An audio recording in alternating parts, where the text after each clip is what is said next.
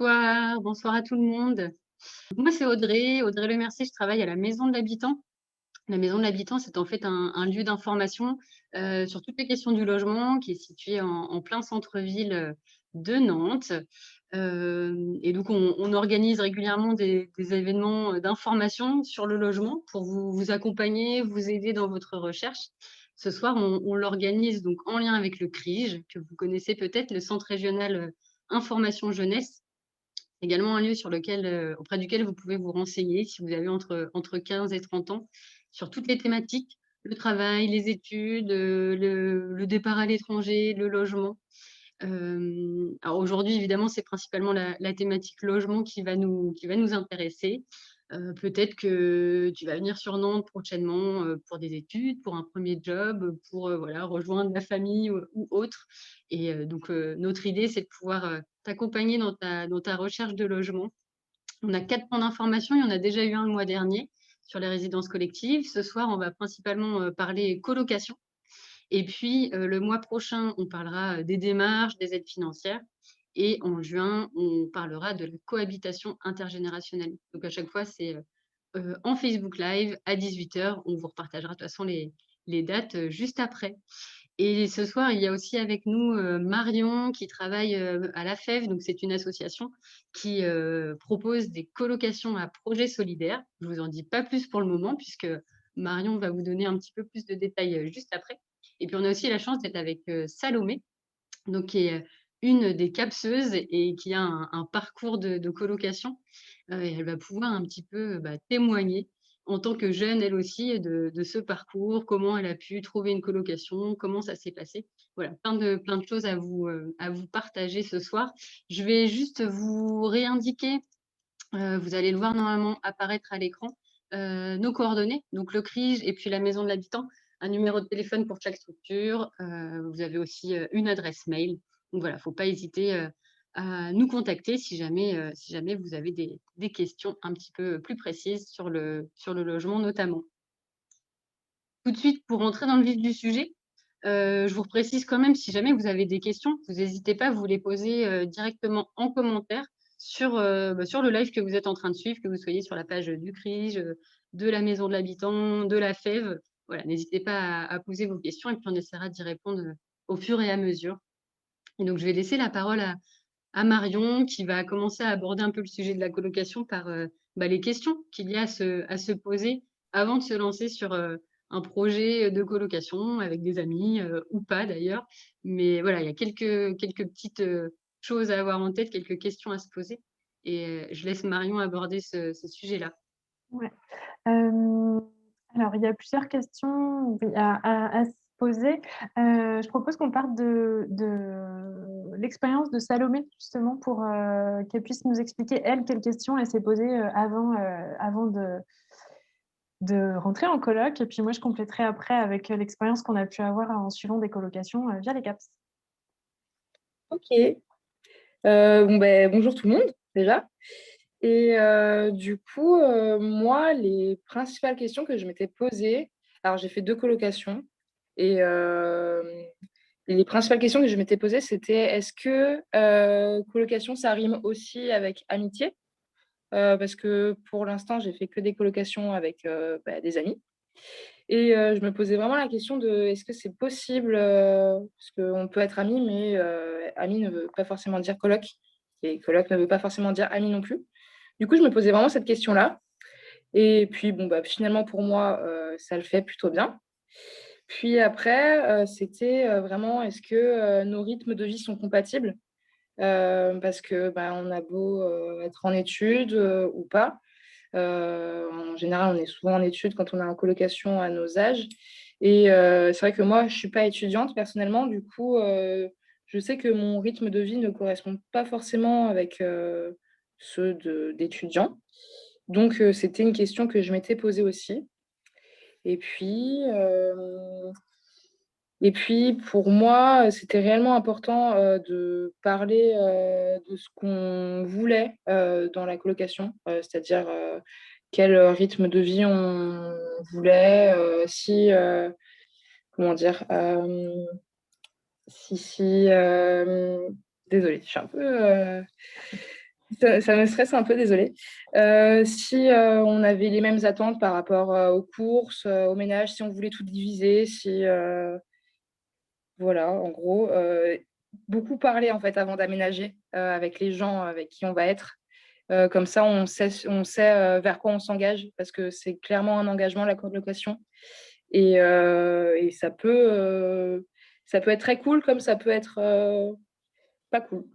Voilà, en Yes. gros. Et ben, si je veux compléter, je pense que tu as déjà abordé pas mal de sujets à se poser avant d'aménager en CAPS, pardon, en coloc. Si je veux compléter, bah, la première question à se poser, c'est est-ce que je suis prêt ou prête à vivre en coloc? Justement, est-ce que c'est un format qui me va de partager un appartement et donc de partager des pièces en commun? Et puis, bah, comme tu l'as dit, Salomé, il y a des colocs, où, justement, on va plutôt retrouver, alors peut-être pas un esprit famille, mais des moments, de convivialité, des moments qu'on a envie, de partager avec ses colocs. Donc ça, c'est un type de colocation. Puis il y a d'autres types de colocs où, bah, les personnes vont peut-être plutôt être, indépendantes et avoir envie de vivre à leur rythme. Donc c'est vraiment 2 formats différents. Il faut être, au clair avec ce qu'on attend justement d'une colocation, et donc d'en discuter avec ses futurs colocataires. Et puis, comme tu le disais aussi, il y a la question des modes de vie, qui vont se poser avec il y a vraiment beaucoup de choses là-dedans, mais est-ce qu'on cherche, des colocs qui sont plutôt fumeurs ou non fumeurs? Est-ce que, s'il y a des animaux de compagnie, ça dérange ou pas? Puis il y a la question du ménage, est-ce qu'on est OK, sur, les règles de ménage qui se mettent en place? Donc ça, c'est important d'en échanger en fait, avant, au moment de la rencontre en fait avec ses futurs colocataires ou avec les amis avec qui on a envie, de partager un appart. Et puis, bah, il y a aussi la question, de partager les factures, de partager le loyer et de pouvoir aussi échanger là-dessus pour, éviter justement qu'il y ait des tensions derrière parce qu'on n'aura pas, parlé de tout ça avant. Donc, voilà un petit peu nos conseils, sur les questions à se poser avant d'emménager en coloc, décidément. Merci Marion et merci Salomé pour ces bons conseils et puis ces questions du coup à se poser à soi-même et puis aussi surtout à ses futurs colloques, donc les échanges à avoir ensemble. Du coup, on va cette fois pouvoir vraiment parler des CAPS. C'est fini les erreurs. On parlera bien de ce sujet-là. Donc, pour continuer, c'est un type de colloque en particulier. Est-ce que vous pourriez nous dire, alors d'abord toi Marion, qu'est-ce que c'est déjà une CAPS? Alors les CAPS, c'est un dispositif qui est porté par l'AFEV, une association qui s'appelle AFEV. Et en fait, ce sont des colocations, dans les quartiers, populaires de la métropole de Nantes, mais qu'on retrouve aussi à Saint-Nazaire et à Angers. Ce sont des colocations pour des jeunes de 17 à 30 ans. Et le but de ces colocs, c'est, de créer du lien, entre voisins à travers des actions concrètes. On reviendra plus loin sur, qu'est-ce que c'est une action, un projet solidaire. Donc ce sont des actions concrètes de solidarité, c'est aussi prendre part à la vie du quartier. Et puis, justement pour les colocataires que nous on appelle capseurs, c'est d'expérimenter, bah, le bénévolat en association et aussi de trouver une solution de logement, avec un loyer modéré. Ok, merci. Du coup, tu disais que c'était pour les jeunes de 17 à 30 ans, mais est-ce qu'il y a d'autres conditions? Est-ce qu'il y a un statut particulier? Est-ce qu'on peut être seul ou en couple quand on vient dans une CAPS?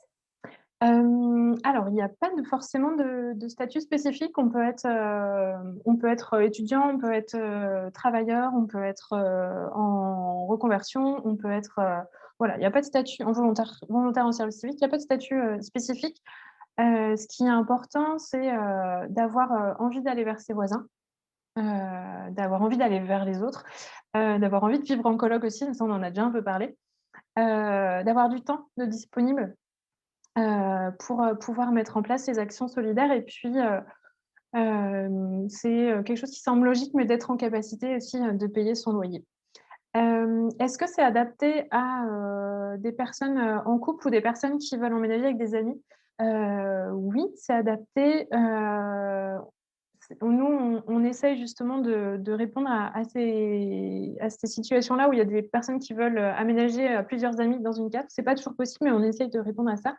Et si on a envie d'aménager, en couple, il faut savoir que l'appartement sera, forcément partagé avec une troisième personne. Donc il faut être prêt aussi, à pas être juste en couple, mais à partager un appartement avec d'autres. Ok, super, merci. Donc, on peut venir quand on est en couple, mais il faut être prêt à partager son logement. Ça reste une coloc. Donc, tu le disais tout à l'heure, les CAPS, c'est avec un projet solidaire. Salomé, est-ce que tu pourrais nous en dire un petit peu plus, toi, sur le projet que tu mènes dans ta CAPS et puis nous expliquer, du coup, ce que c'est un projet solidaire? Alors, du coup, un projet solidaire, enfin, déjà, le but de la CAPS, c'est vraiment de faire du lien avec ses voisins. Donc ça, c'est le point principal. Et comme le disait Marion, c'est d'avoir envie d'apprendre à les connaître et de faire du lien avec eux. Et une action solidaire, du coup, ça peut être une action ponctuelle ou sur la durée, en fait. Je sais que nous, avec mes colocs, en temps de Covid, là, on a emménagé en octobre. Du coup, on n'a pas pu vraiment faire de grosses actions avec, par exemple, dans la rue où vraiment on peut être proche des gens. Donc, nous, tous les mois, là, on se fait des petits partages de recettes avec nos voisins. C'est-à-dire on a commencé par mettre une affiche chez nous avec une petite recette qu'on trouvait sympa. Et en fait, on demandait aux voisins si ça les intéressait de partager aussi. Pour l'instant, on n'a eu que des bons retours. C'est-à-dire que les gens on a mis une petite photo à côté pour qu'ils nous reconnaissent. Et du coup, quand on les croise, ils viennent nous voir et ils nous disent: «Ah, c'est super cool les recettes, merci.» on suppose que des gens les ont pris aussi chez eux puisque ça leur plaisait. Donc, on en a refait. Là, on en est à la 3e. On va faire la 4e là bientôt. Donc ça, c'est notre petite action de tous les mois. Là, j'ai ma coloc Selma qui, elle, a fait une clean walk le week-end dernier, il me semble, avec des volontaires en service civique de la FEV et d'autres capseurs de Malakoff. Donc, ils ont organisé une clean walk et ils ont fait le tour de Malakoff et ils ont ramassé le plus de déchets possible. Donc ça, c'est une action solidaire qui est menée du coup, qui était menée avec la FEV et avec le Conseil citoyen de Malakoff et puis d'autres habitants du quartier qui sont venus participer. Voilà. Et après, sur le reste de la métropole nantaise, je sais qu'il y a des capseurs qui sont hyper doués pour le vélo et qui aiment bien bidouiller, bricoler et tout ça. Donc, eux, ils proposent un atelier vélo chez eux, enfin, plutôt en bas de chez eux. Donc, les gens viennent avec leur vélo et il y a des petites réparations qui sont faites. Donc, le principe est hyper sympa. C'est gratuit, puisque c'est une action solidaire. Et en plus de ça, ça leur permet de vraiment rencontrer les gens de leur quartier et de partager avec eux. Voilà pour ce qui est une action solidaire. Je complète Marion, si jamais. Non, c'est assez représentatif les actions que tu as pu donner. C'est des actions qui sont portées par les capseurs, par des habitants, par des assos du quartier, qui peuvent se faire justement entre capseurs avec les habitants du quartier. Enfin, voilà, c'est très représentatif ce que tu as donné, donc pas grand-chose de plus à ajouter. En tout cas, ça donne envie de mener ces projets avec vous, donc c'est chouette. Maintenant, si on repart du coup sur un côté un peu pragmatique, quelles sont les conditions pour accéder à un logement? Comment on fait pour intégrer le projet CAPS si comme moi, d'autres ont envie de rejoindre une CAPS? Alors, la première chose, c'est de nous contacter, soit de nous contacter via notre site qui s'appelle, alors ce sera affiché plus tard, mais qui s'appelle rejoins.aff.org, dans lequel il y a un formulaire, on s'inscrit, et puis ça dépend entre, alors à Angers et à Saint-Nazaire, mes collègues, elles vous recontactent directement derrière, et puis à Nantes, nous, on vous invite en réunion d'information. Et l'idée, dans un premier temps, c'est d'avoir toutes les infos sur le projet pour pouvoir justement s'engager en connaissance de cause. Et puis, suite à ça, on diffuse, on propose un questionnaire de motivation et ensuite, on propose de rencontrer ses colocs. C'est important, comme on l'a dit tout à l'heure, de vraiment rencontrer et prendre du temps pour connaître ses colocs avant de s'engager. Et si tout ça, c'est OK, on fait ce qu'on appelle une demande de logement social. Et donc là, on est dans la partie un peu plus administrative dans laquelle il faut fournir des documents type carte d'identité ou titre de séjour, avis d'imposition, justificatif de situation, etc. Donc ça, c'est vraiment la démarche. OK. Et Et combien ça coûte, du coup, de Euh, rejoindre ça? alors, combien ça coûte? On est sur un loyer qui est entre 200 et 250 euros par mois par colocataire. À ça, il faut penser à ajouter tout ce qui est électricité, eau, Internet si on a envie de prendre Internet, et puis une assurance habitation. Et donc ça, c'est aussi l'avantage de la coloc, c'est que ces frais-là sont divisés par 3. Et puis, il faut penser aussi dans son budget à tout ce qui est alors, dépôt de garantie, ce qu'on a tendance à appeler caution, mais qui en fait s'appelle dépôt de garantie, et qui tourne autour de 150 euros par colocataire à verser au moment de l'emménagement.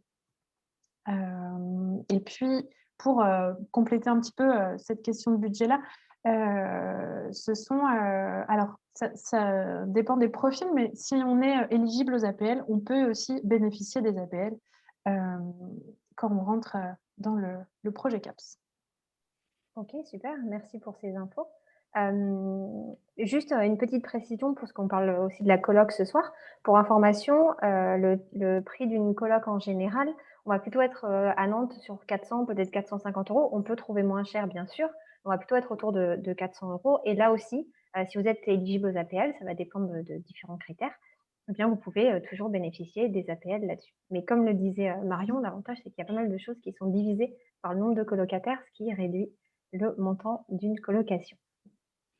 Du coup, pour terminer sur les CAPS, ah si, juste une petite info. Au niveau du bail, comment ça se passe d'un point de vue administratif? Alors, on est sur des baux, ça va dépendre un petit peu des quartiers sur lesquels on souhaite emménager, mais il y a des quartiers sur lesquels on va être plutôt sur un bail individuel. Donc, c'est-à-dire que chaque colocataire signe un bail différent. Et il y a des quartiers sur lesquels on va être sur un bail qui est plutôt solidaire, où là, c'est les 3 colocataires qui ont leur nom sur le même bail. Et ce sont des baux qui durent 1 an et qui sont reconductibles. Si à la fin de l'année, on se dit qu'on a envie de continuer en CAPS, et si nous, la FEV, on se dit que ça le fait aussi et qu'on a envie de poursuivre l'aventure. Et je voulais préciser quelque chose, mais que j'ai oublié, c'est pas grave, ça va peut-être me revenir en tête après. Merci Marion pour toutes ces précisions. Du coup, est-ce que tu pourrais nous dire, où on peut vous retrouver sur les réseaux et puis en ligne aussi pour conclure? Alors, sur notre page Facebook, si vous ne l'êtes pas déjà en regardant ce live, donc ça va être AFEV avec le nom du pôle derrière. Donc, en fonction de la ville où vous êtes, vous allez pouvoir trouver notre page. On est aussi présent sur Instagram, presque plus actif sur Instagram que sur Facebook, donc n'hésitez pas à aller nous rejoindre. Et puis, comme je vous l'ai dit tout à l'heure, le plus simple pour nous contacter dans le cadre des CAPS, c'est rejoins.afev.org et puis de remplir un formulaire et on vous recontacte dans la semaine et même dans la journée quand on arrive au moment de l'été. Et vous pouvez aussi nous écrire un mail directement à recrutement.capsnantes@afef.org. Et donc, cette adresse-là, ce sera, comme c'est écrit dedans, uniquement pour Nantes. Et petite spécificité pour Saint-Nazaire, vous pouvez aussi contacter ma collègue Laure via la boussole, si vous connaissez déjà le dispositif. OK, super.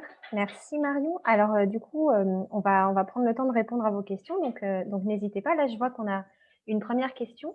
On nous demande, qui sont les propriétaires dans une coloc AFEV et quel est le rôle, coloc CAPS et quel est le rôle de la FEV par rapport aux propriétaires et aux capseurs?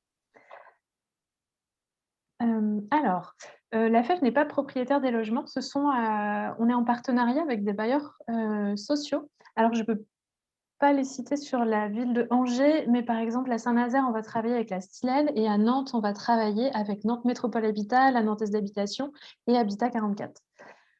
Le rôle de la FEV par rapport aux propriétaires et aux capseurs. Alors, il y a 2 choses différentes. Notre rôle par rapport aux bailleurs sociaux, ça va être de travailler justement à constituer des colocations pour justement pouvoir mettre en place les colocations dans ces appartements. Mais aussi tout au long de l'année de faire du lien avec le bailleur social en fonction des projets qui sont mis en place sur les quartiers pour que il soit le plus pertinent possible par rapport aux besoins, des habitants. Et puis, ensuite, le rôle de l'AFEF par rapport aux CAPSER, c'est de faciliter justement le lien CAPSER et bailleurs, mais aussi, de proposer des formations aux CAPSER tout au long de l'année et puis accompagner les CAPSER sur, la mise en place des actions. Heu, le lien avec les associations, les partenaires sur le quartier, enfin voilà, toute cette notion d'accompagnement du bénévole, sur l'année. On ne lâche pas les capteurs comme ça dans le quartier. Il y a des temps, d'accueil en début d'année, de réunions régulières et puis de rencontres avec les partenaires du quartier et de formation. OK, merci Marion. Eh bien, si vous avez d'autres questions sur la FEV, sur les CAPS, n'hésitez pas à continuer à les poser dans le live. Nous, là, on va continuer. On va venir cette fois sur la recherche de colocation en général et on va vous donner nos conseils pour trouver une coloc. Pour commencer, déjà, Salomé, puisque tu nous as dit que tu avais fait une coloc avant, alors tu nous as dit que c'était avec des amis, mais est-ce que tu peux nous dire comment tu avais trouvé ta colocation? Alors, ça s'était fait vraiment sur le tard. C'est-à-dire qu'on est arrivé à Nantes, c'était le 28 septembre et on a emménagé vers le 2. Donc, on a dû vraiment trouver très rapidement. Et en fait, pour le coup, ça a été un peu compliqué. C'était des recherches acharnées. Et on a contacté vraiment beaucoup, beaucoup, beaucoup de personnes. Et on a réussi à trouver un appartement finalement. Mais pour le coup, on s'y était pris trop tard et faut pas baisser les bras. Faut quand même continuer de chercher parce que c'est possible. Mais c'est vrai que c'est beaucoup d'investissement. Et pour ce qui est de ma deuxième coloc, du coup, j'ai eu de la chance puisque je faisais un service civique pour la FEV l'année dernière et plus particulièrement dans la mission CAPS, ce qui m'a un petit peu aiguillée pour la suite des événements. Donc, j'ai pu entrer en CAPS en octobre et depuis, c'est cool. Voilà. Super, eh ben, merci pour ces conseils. Donc, s'y prendre assez tôt, c'est aussi pour ça qu'on fait ces ateliers dès maintenant. C'est pour vous permettre en fait d'avoir toutes les infos dès le mois d'avril, parce qu'on ne l'a pas forcément dit, mais Marion, il me semble que vos réunions ont commencé dès maintenant pour l'année prochaine, c'est bien ça? Alors, tu fais bien de reposer la question. La première réunion, elle a lieu, le 3 mai. Pour Nantes et puis, pour, Angers et Saint-Nazaire, il ne faut pas hésiter à contacter, directement mes collègues, c'est pas forcément des réunions d'information, donc il y a pas des dates fixées, mais, en tout cas, elles peuvent renseigner, dès maintenant. OK. Donc du coup, pour les CAPS, c'est dès maintenant pour l'année prochaine et en fait, pour la coloc en général, ça peut aussi commencer dès maintenant. Donc si vous avez le projet d'arriver à Nantes l'an prochain, n'hésitez pas à vous lancer dans votre recherche. Nous, au CRIJ, on a un guide qui s'appelle «Trouver un logement» qui peut aussi vous aider à trouver des bons conseils. Mais déjà, moi, je vais vous résumer un petit peu, comment, faire votre recherche en ligne, en ce moment. Alors oui, en ligne parce que, bon déjà il y a le contexte, mais aussi c'est comme ça qu'on trouve, le plus facilement en fait, une coloc. Pour ça, il y a différents moyens. Alors, Audrey, est-ce que tu veux bien? Voilà, super, quel synchro. Heu, hop, donc comme ça, un petit doc, qui récapitule un peu nos conseils. Donc il y a à la fois on peut chercher sur Facebook, puisque là on est en Facebook Live, donc on est au bon endroit. Il y a différents groupes qui existent, des groupes assez généraux comme, Nantes Tribe Up sur lequel on peut retrouver, alors c'est vraiment le groupe Nantes Tribe Up, achat, vente immo, location et colocation, parce qu'il y a d'autres groupes Tribe Up. Là-dessus, vous allez pouvoir retrouver des offres de coloc et vous allez aussi pouvoir poster votre propre recherche. Sur Colocation Nantes, la carte des colocs, là aussi, vous allez retrouver pas mal, d'offres, des personnes qui, par exemple, qui quittent une colocation et qui laissent leur place, qui vont pouvoir vous décrire la colocation qu'ils proposent. Donc, il y en a d'autres comme ça. Éco-colocation Pays de la Loire, c'est une coloc un peu particulière. Peut-être que vous avez des valeurs, que vous voulez défendre dans le cadre de votre coloc. Là, par exemple, c'est l'écologie. Eh bien, éco-colocation vous permet, ça, en fait, vous permet de trouver des colocataires qui, comme vous, ont peut-être, envie de défendre un projet un peu écolo, ont envie d'avoir une coloc, qui leur ressemble. On peut trouver des personnes, par exemple, qui sont végétariennes, qui vont vouloir partager leur logement avec d'autres personnes végétariennes, qui ont envie de mener des projets un peu, voilà, plus écologiques, un mode de vie plus écologique aussi. On les retrouve sur ce groupe dédié. Bien sûr, il y en a aussi un qui a un très long nom que vous voyez, Nantes, colocation, location, logement étudiant, appart, bon plan. On y trouve de tout, mais là-dessus, vous pouvez retrouver des offres. Et le dernier, colocation Nantes, chambre à louer à Nantes, pareil, vous allez pouvoir retrouver des offres de colocation ou de chambres, chez l'habitant.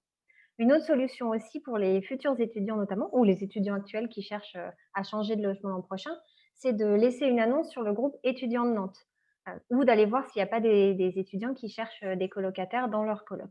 En gros, en résumé, c'est être actif sur des groupes, être en veille, voir s'il y a des annonces qui passent et puis aussi, pourquoi pas, proposer, ce que vous recherchez en fait. Dire, voilà: «Je cherche tel type de logement, je cherche tel type d'appartement pour faire une colocation, j'ai ce projet-là pour l'an prochain ou pour dès maintenant». Donc pas hésiter sur Facebook. L'autre endroit où on peut chercher, bien sûr, c'est sur internet en général. Alors, il y a des sites qui sont plus spécialisés sur la colocation, comme la carte des colocs, qui est dédiée à ça et où là, vous allez pouvoir retrouver des colocations à Nantes. Il y a aussi le site à partager, où là, par contre, il faut se faire un compte, ce qui n'est pas le cas de la carte des colocs. Sur la carte des colocs, vous pouvez consulter les annonces sans compte. Sur la partager, il vous faut forcément un compte pour pouvoir consulter des annonces. On va en retrouver aussi sur Locavise. Ça, c'est un site qui est réservé aux étudiants. C'est un site qui est géré par le Crous et sur lequel on va retrouver des offres de logement réservées aux étudiants. Donc, ça va être des colocs ou pas, mais en tout cas, on peut y retrouver des colocs. Et puis après, des sites plus généralistes comme Le Bon Coin, où on trouve tout type d'annonces, et Ouest France Immo, où on va retrouver aussi pas mal d'annonces de logements et notamment de colocs. Dans tous les cas, on reste toujours vigilant quand on cherche un logement. Si on a une photo qui est trop belle ou un tarif qui est très très bas, on garde la puce à l'oreille, ça peut être une arnaque. On reste vigilant là-dessus. C'est toujours important quand on fait sa recherche. En colocation, on peut aussi chercher autre chose. Donc, on a parlé des CAPS ce soir. Il y a d'autres manières d'avoir des projets solidaires, comme il y a des colocs solidaires qui existent à Nantes. Il y a plusieurs types. Il y en a une qui s'appelle la Maison de Marthe et Marie. Le principe, c'est un logement qui est partagé entre, d'un côté, des femmes qui sont enceintes, qui vont bientôt accoucher et qui peuvent rester là jusqu'aux 2 ans de leur enfant, et de l'autre, des femmes qu'on appelle des volontaires qui, du coup, là, décident d'être présentes, de s'engager en fait dans ce logement et d'apporter une présence et un accompagnement aux autres femmes présentes. Donc, mélanger un peu des personnes avec différents profils. Un peu dans le même genre et dans le même bâtiment, on trouve Lazare, où là, ça va être des colocs, soit de femmes, soit d'hommes, c'est des colocs non mixtes, qui vont mélanger à la fois des personnes qui étaient avant sans abri et des jeunes qui sont soit étudiants, soit des jeunes actifs. Donc là aussi, on mélange des personnes avec des parcours différents. Et l'objectif, c'est d'échanger avec d'autres personnes et de s'engager en fait dans son logement, de décider que sa colocation, c'est pas juste un logement, mais un moyen de s'engager, comme on peut le faire sur une CAPS. Et après, il existe aussi d'autres types de colocation, sans le côté engagement, où là, on va être sur des immeubles colocation. Donc en fait, c'est des immeubles entiers qui sont réservés à la colocation. Donc on va avoir plein d'appartements avec des colocataires à l'intérieur. Et on peut en trouver à Nantes. Il faut savoir aussi que la colocation, c'est un type de cohabitation. Et donc, il y a d'autres manières de cohabiter avec des gens. Comme on l'a vu tout à l'heure, il y a la chambre chez l'habitant, qui est une option. Mais il y a aussi quelque chose qu'on appelle la cohabitation intergénérationnelle. C'est une thématique sur laquelle on reviendra pendant notre Facebook Live du 15 juin. Donc, n'hésitez pas si vous êtes intéressé et si vous êtes intrigué par ce nom, cohabitation intergénérationnelle.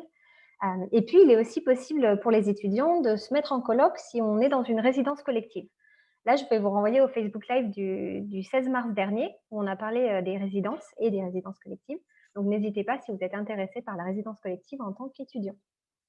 Voilà pour tous les bons conseils qu'on peut vous donner. On en a d'autres. N'hésitez pas à venir nous voir aussi si vous avez des questions. Super, merci beaucoup Camille, Marion, puis Salomé, déjà pour tous ces premiers éléments, c'était vraiment hyper intéressant. On espère que ça vous donne envie aussi de rejoindre peut-être une CAPS pour la rentrée prochaine. On voulait quand même en profiter pour vous donner aussi quelques informations d'ordre un petit peu plus juridique sur le contrat, parce qu'il y a quand même quelques précautions aussi à prendre. Si vous décidez voilà, de constituer ou de rejoindre une colocation, peut-être dans le parc privé, via un bailleur ou même via une agence immobilière, voilà, il faut savoir qu'il y a 2 types de contrats qui sont possibles. Il y a le bail unique, qu'on peut aussi appeler le bail solidaire, et il y a le bail individuel. Ces 2 types de contrats sont possibles. Alors potentiellement, vous n'aurez peut-être pas le choix, hein, parce que le bailleur aura peut-être décidé de choisir l'un ou l'autre. Mais en tout cas, il faut Il faut avoir en tête, voilà, un petit conseil, si vous, en tant que locataire et donc colocataire, vous avez la possibilité de prendre de signer un bail individuel, c'est peut-être celui qui va être le plus avantageux ou du moins celui avec lequel vous prendrez, moins de risques et moins d'engagement, vis-à-vis des autres colocataires. Alors là, à l'instant T, si vous faites une colocation avec des amis notamment, voilà, on peut espérer que tout se passe bien et qu'il y ait aucun problème dans le déroulé de la colocation. Après voilà, au bout de quelques mois ou quelques années, on sait jamais ce qui peut se passer. Donc en effet, avec le bail individuel, vous êtes du coup un petit peu plus protégé parce que vous êtes moins solidaire avec les autres colocataires du logement. Il faut donc avoir en tête qu'il y a des points de vigilance en fonction du contrat qui vont être liés au paiement de votre loyer, au versement du dépôt de garantie, à la caution et aussi à votre départ du logement. Alors je ne vais pas rentrer dans tout le détail, mais je vais juste quand même vous donner quelques éléments, pour que vous puissiez comprendre la différence entre les 2 contrats. Alors déjà sur le paiement du loyer, si vous avez un bail individuel, vous êtes vous-même responsable du paiement de votre loyer et de vos charges comme défini dans votre contrat de location avec le bailleur. Si vous avez un bail par contre unique, donc solidaire, c'est-à-dire que tous les colocataires sont signataires du même contrat, là vous êtes vraiment solidairement responsable de l'intégralité de votre loyer. Et donc le bailleur peut vous demander, voilà, sur telle échéance, de payer la totalité du loyer. Donc, il faut vraiment être en parfaite entente, en parfaite harmonie avec vos colocataires pour, ne pas vous retrouver dans des situations un peu compliquées où, bah, en fait, arrivé au moment de payer le loyer, il y a un d'entre vous qui est un peu en difficulté et que du coup, vous ne puissiez pas régler le loyer dans son intégralité. Ensuite, il y a la caution. Alors tout à l'heure, Marion en parlait, c'est vrai que parfois il y a un peu des incompréhensions ou des liens qui sont faits entre dépôt de garantie et caution. La caution, c'est vraiment en fait, la personne qui se porte garant de vos loyers si vous étiez en difficulté pour les régler. Si vous avez votre propre bail individuel, votre caution se porte garant pour vous, votre part de loyer. Par contre, il se peut que si vous avez un bail unique et donc solidaire, il se peut qu'il y ait aussi une caution solidaire. Donc c'est-à-dire que la personne qui s'est engagée pour vous, se retrouve peut-être aussi à devoir du coup, payer une part de loyer d'un autre colocataire qui serait peut-être défaillant sur le paiement. Donc c'est ces choses-là sur lesquelles il faut vraiment que vous soyez en accord et que vous puissiez y penser avant même de signer le contrat. Il y a aussi la question de l'assurance. Si vous avez un bail individuel, vous allez avoir votre propre contrat d'assurance. Par contre, il peut être pertinent que vous décidiez quand même collectivement de souscrire votre contrat auprès du même assureur. On ne sait jamais, vous avez un litige lié à un problème dans une des parties communes du logement. C'est plus simple pour de régler le litige d'être tous chez le même assureur. C'est vraiment des petits conseils comme ça, mais qui peuvent vous faciliter la vie si demain il y avait un problème dans la colocation. En cas de départ du logement, ça c'est aussi important à savoir, alors même si vous avez un bail solidaire, vous pouvez quitter le logement à tout moment, même sans l'accord des autres colocataires. Par contre, il faut avoir en tête que si vous partez, vous ne pourrez peut-être pas récupérer tout de suite votre partie, du dépôt de garantie. Dépôt de garantie, donc c'est la somme que vous versez au moment de signer le bail et puis de la remise des clés. C'est une somme d'argent, voilà, qui permet de couvrir des éventuels dégâts au moment où vous restituez le logement. Il faut savoir que du coup, si vous avez un bail solidaire, sera restitué le dépôt de garantie qu'au départ du dernier colocataire. Alors vous pouvez vous arranger, potentiellement au bout d'un an vous partez, il y a quelqu'un qui va vous remplacer, vous pouvez peut-être vous organiser avec lui pour qu'il vous rembourse la petite quote-part, mais sinon sachez que peut-être vous ne récupérerez pas le dépôt de garantie dans l'immédiat, ce qui n'est pas le cas si vous avez un bail individuel que vous avez signé vraiment vous avec le propriétaire. Là, si vous partez, vous pourrez récupérer votre dépôt de garantie. Quelque chose qui ne change pas, que vous ayez un bail unique et donc solidaire ou un bail individuel, c'est la question des aides au logement de la CAF. Là, dans les 2 cas, vous pourrez y prétendre, hein, si bien sûr vous avez les critères de ressources qui le permettent. Par contre, il faut vraiment être, sûr d'avoir son nom mentionné sur le bail. C'est notamment un des critères, les critères de ressources et être sûr que si vous avez un bail solidaire, que votre nom soit bien mentionné sur le bail. À ce sujet-là, de toute façon, sur tout ce qui est, aide financière et démarches, on aura de toute façon un Facebook Live, le 18 mai, où on va rentrer d'autant plus en détail sur toutes ces questions-là. Voilà, moi, c'est ce que je voulais vous faire passer, vraiment en fonction du bail que vous signez. Voilà, avoir ces points de vigilance, pardon, sur le paiement, sur les dépôts de garantie, sur l'assurance et puis sur la caution. On arrive quasiment, à la fin de ce Facebook Live. Une nouvelle fois, hein, si jamais il y avait des questions, on va essayer d'y répondre avant la fin.